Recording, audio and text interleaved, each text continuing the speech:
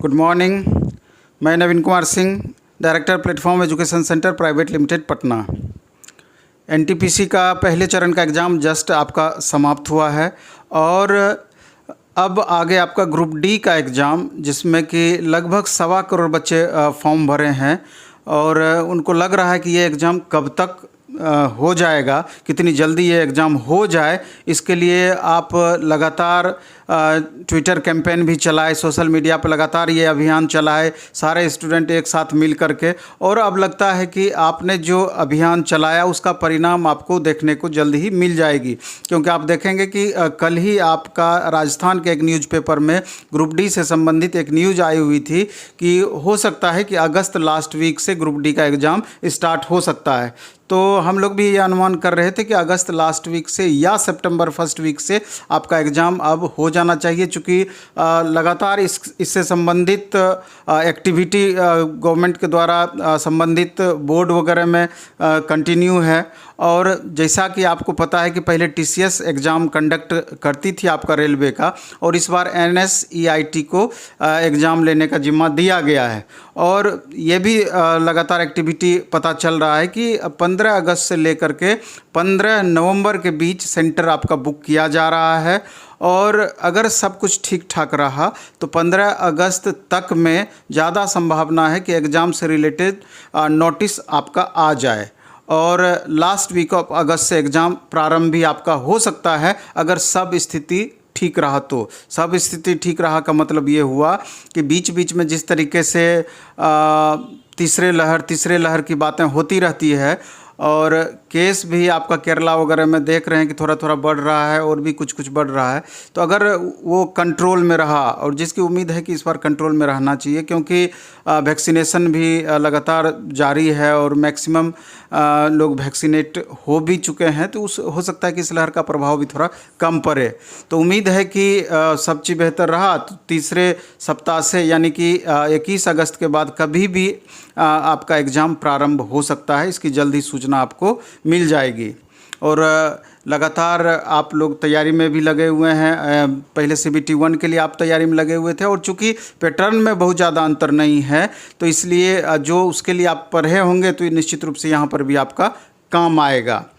तो ये आप माइंड मेकअप करके चलिए। और जो स्टूडेंट पटना में रहते थे या बाहर रह करके तैयारी करते थे और अभी वर्तमान में कोरोना के कारण लॉकडाउन के कारण घर पे हैं, तो अगर घर पे सही ढंग से पढ़ाई हो पा रही है तो ठीक है, नहीं तो अब तो धीरे धीरे स्थिति भी नॉर्मल हो रही है, तो आप अपने गंतव्य स्थान पे जहाँ भी रह करके आप तैयारी करते थे अब वहाँ पर शिफ्ट हो करके पूरी तरीके से एग्ज़ाम के लिए कंसंट्रेट हो जाएं, क्योंकि 1 महीना कैसे बीत जाएगा पता नहीं चलेगा और आपका पढ़ा हुआ सारा कुछ है ही। इसलिए बेहतर तरीके से आप लगातार रिविज़न करते रहें और मॉक टेस्ट वगैरह लगातार देते रहें। इससे पहले भी द प्लेटफॉर्म ऐप पर प्लेटफॉर्म के द्वारा मॉक टेस्ट स्टार्ट किया गया था, और चूंकि उस मॉक टेस्ट के बारे में हम चर्चा ये कर देना चाहते हैं कि लगभग 2000 प्लस बच्चे उसमें टेस्ट दे रहे थे। तो शुरू में हमने 10 टेस्ट बहुत टफ दिया था। कारण ये कि अगर हम क्वेश्चन का लेवल बहुत आसान कर दें और आप एकदम मैक्सिमम मार्क्स ले आएँ तो बहुत बड़ा आप तीर नहीं मार दीजिएगा। क्वेश्चन जब भी होना चाहिए कुछ ऐसा भी क्वेश्चन होना चाहिए जो कि एग्ज़ाम में आपका प्लस कर दे। अगर 2 4 10 क्वेश्चन भी एग्ज़ाम में आपको प्लस कर सकता है, उस तरह का क्वेश्चन जो आम स्टूडेंट से नहीं बनता है लेकिन 2 4 क्वेश्चन एग्जाम में पूछता ही है, तो वो क्वेश्चन आपको भीड़ से अलग कर देगा। और धीरे धीरे लेवल को हम बाद में 10 टेस्ट के बाद लेवल घटाते गए और नॉर्मल लेवल तक अब उसको पहुंचा दिए हैं। तो अब जो बच्चे टेस्ट लास्ट में दे रहे होंगे तो उनको पता चल रहा होगा कि अब लेवल में काफ़ी तब्दीली हम ला दिए हैं। लेकिन जब भी टेस्ट हो तो ये ज़रूर होना चाहिए कि जिस तरह का एग्ज़ाम में वहाँ क्वेश्चन पूछा जाता है 10 to 20% सेट आपका ज़रूर टफ रहना चाहिए। तो इससे क्या होगा कि वहाँ पर और आप थोड़ा कंफर्ट फील करेंगे, और जितना भी आप यहाँ मार्क्स लाते हैं तो वहाँ 20% आपका बढ़ा हुआ मार्क्स आपका वहाँ आएगा। और हमारा भी कोई भी टेस्ट लेते हैं उद्देश्य ये रहता है कि शुरू में हम टफ टेस्ट देते हैं और धीरे धीरे उस लेवल तक आपका लास्ट तक में पहुँचा देते हैं, जिससे कि आप भी लास्ट में कंफर्ट फील करने लगें, बहुत ज़्यादा फ्रस्ट्रेट ना हो जाएं टफ क्वेश्चन को देख करके। लेकिन अगर टफ क्वेश्चन है लेकिन उसमें एक भी ऐसा क्वेश्चन नहीं मिलेगा जो एग्ज़ाम में नहीं पूछ सकता है। उसका डिस्कशन बहुत इफेक्टिव होता है, इसलिए डिस्कशन में ज़रूर पार्टिसिपेट करना चाहिए। क्योंकि अभी मैक्सिमम स्टूडेंट को हम देखते हैं कन्फ्यूज ज़्यादा रहते हैं, एक जगह स्थिर नहीं रहते हैं, यहाँ टेस्ट दे रहे हैं, वहाँ टेस्ट दे रहे हैं, कहीं भी दे रहे हैं। आपको जहाँ भी अच्छा लगता है आप वहाँ टेस्ट दीजिए, लेकिन कंटिन्यूटी लगातार मेंटेन कीजिए। टेस्ट देते हैं तो उसका लगातार रिजल्ट भी आप देखिए लगातार, और जो आपको जितना मार्क्स आ रहा है उसका समीक्षा ज़रूर कीजिए। और अगर इम्प्रूव बहुत ज़्यादा नहीं हो रहा है या मार्क्स कम आ रहा है तो उस पर भी आप गौर कीजिए और उसके डिस्कशन में ज़रूर पार्टिसिपेट कीजिए। अगर आप डिस्कशन नहीं करेंगे तो पता चलेगा कि आप जितना भी स्कोर कर पा रहे हैं आपका परफॉर्मेंस वहीं बरकरार रह जाएगा, बहुत ज़्यादा इंप्रूवमेंट देखने को नहीं मिलेगा। इसलिए मॉक टेस्ट तो एकदम ज़रूरी है।